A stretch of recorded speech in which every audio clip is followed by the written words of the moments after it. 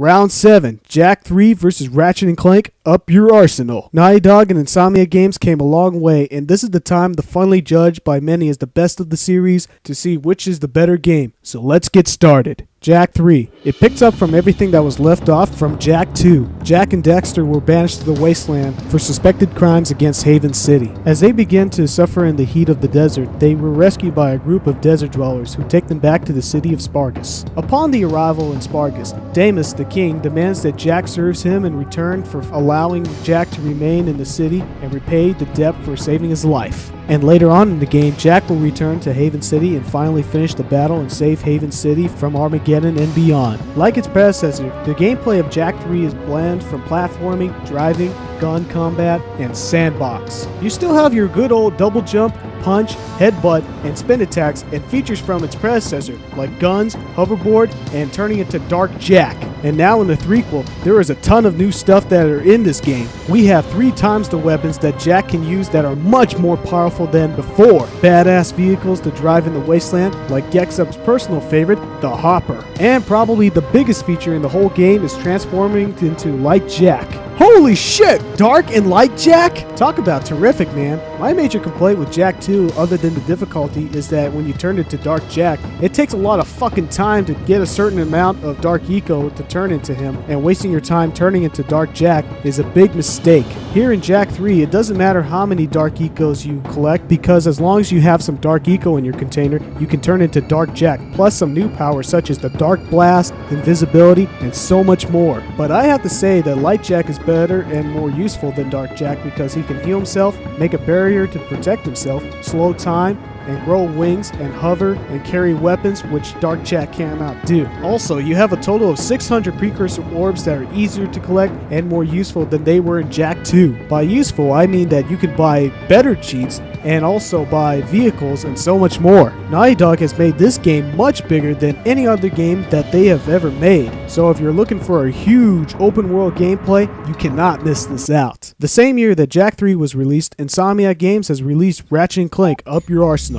Now that's an epic title. The story begins after going commando, leading straight to a new threat. Ratchet's home planet Veldon was under attack by an army of aliens called the Terranoids. The lead suspect is a mysterious villain named Dr. Nefarious. No, not Dr. Nefarious Trophy, just Dr. Nefarious. And he has become Ratchet & Clank's biggest adversary yet. His main mission was to cause extinction to all organic life forms and make the mechanical robots to rule the galaxy. By the orders of the Galactic President, Ratchet and Clank were forced to search for Captain Quark and team up with the President's daughter, Sasha, together in the Starship Phoenix as the Q-Forks, and thus began Ratchet and Clank's biggest adventure. You know what I love about the Ratchet and Clank series? It's the platforming, nanotech leveling system which gains your hit points and weapons, and the groundbreaking storyline. And you know what? Up Your Arsenal not only has all of that, but Insomniac Games expanded it. Not only the game features over 15 new kick-ass weapons, but Insomniac lets you play some of the best weapons from the previous games, like the Suck Cannon and more that you could play right through this game as long as you were using the saved memory cards having the previous Ratchet & Clank games in it. We still have all the stuff that we love from the previous games and expanded it into a whole new level of fun, such as puzzling elements, gladiator fights in Annihilation Nation, and took all that stuff that I did not like from going commando, like the aircraft battle fights and gimmicky gadgets. But other than that, the best feature that I've seen from the Ratchet & Clank series is hands down the multiplayer and online play that I have to say it's probably one of my favorite multiplayer games ever. But other than that, not much has changed from Jak 3 or Up Your Arsenal. Instead, they kept the formula from the prequels and made it into a more improved game. So let's begin comparing and contrast. Let's begin by judging who had the better set of weapons. I did criticize Jak 2 for having a weak selection of weapons, but now they tripled it,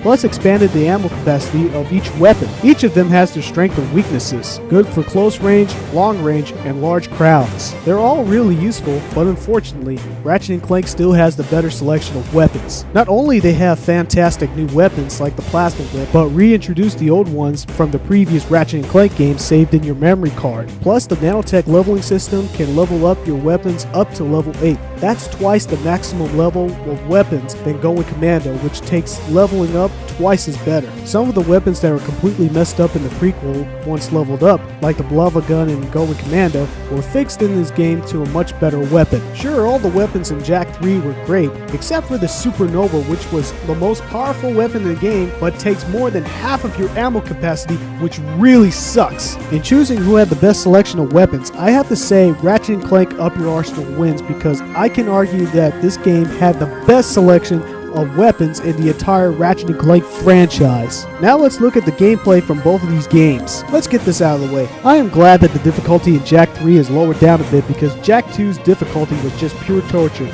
But here, it's still difficult, but I managed to make it through smooth as butter. Jak 3 is still a testament of your platforming skills, puzzling logic, and patience. I have to say that Jak 3 heavily improved on Dark Jak's transformation, but made it much better with Light Jak. The only thing that they did not improve was Daxter's gameplay, and once again, Clank still conquers in playing as sidekicks. On Up Your Arsenal, I have to say that the nanotech leveling system on both weapons and HP really improved into a greater level. There are more awesome challenges in gladiator battles, larger amounts of crystals to collect, a training mode, try out new weapon selection, a better choice of skins. But having all the features like the skins and customizable ships and many missions that resembles a lot with the multiplayer really cuts the cake. Now let's look at the design. In my opinion, I really liked how double-sized the world is in Jak 3, but unfortunately it wasn't dark, nor did it feel post-apocalyptic as Jak 2, but yet it was great to see everyone in the game going ballistic with enemies taking over Haven City like a warfield. For Up Your Arsenal, I really love strolling around in the Starship Phoenix, and everything is just brighter. Every planet that you just visit is just different, beautiful, and creative. Levels like the Hollow Star Studio was just hilarious. I'm also glad that Insomniac brought back some of the old levels from the previous Ratchet & Clank games like Blackwater City and Metropolis. But hands down, the best level along with the soundtrack is the Obani Gemini, because every time I play this level, I always have the same feeling when I play the underwater levels in Donkey Kong Country.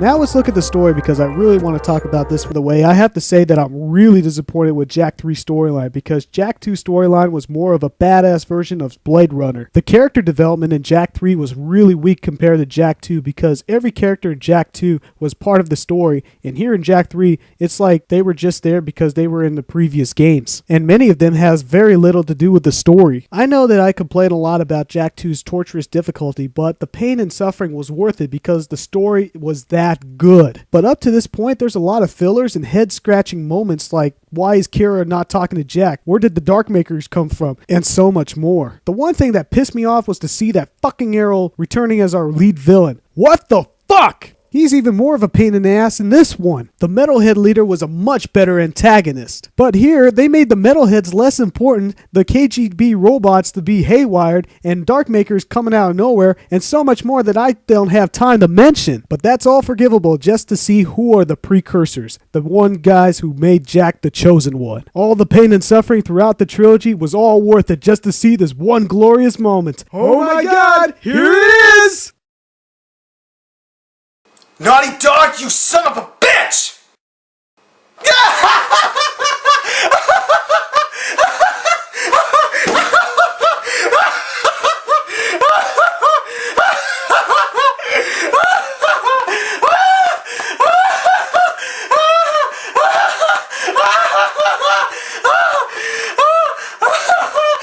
But that's nothing compared to that. This goes out to all you robots across the galaxy.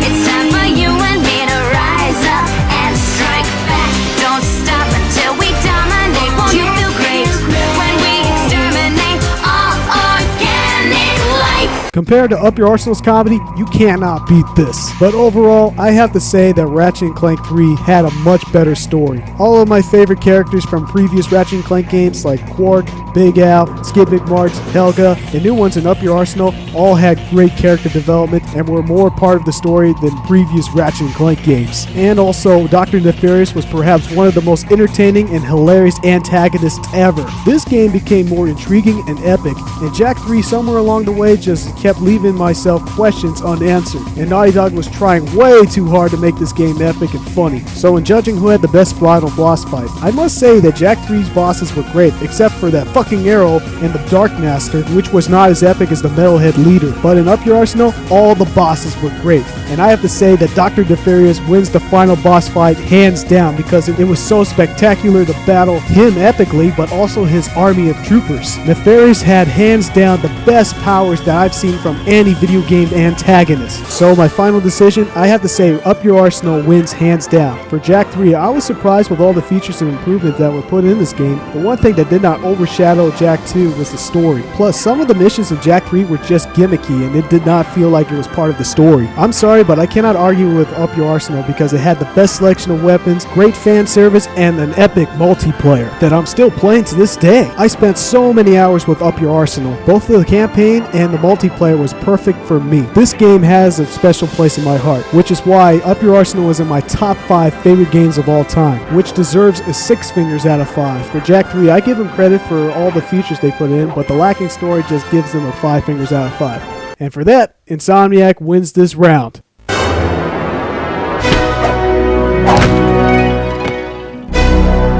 The competition is far from over for the Jak and Ratchet series when we see which is considered by many as the black sheep of the series is better.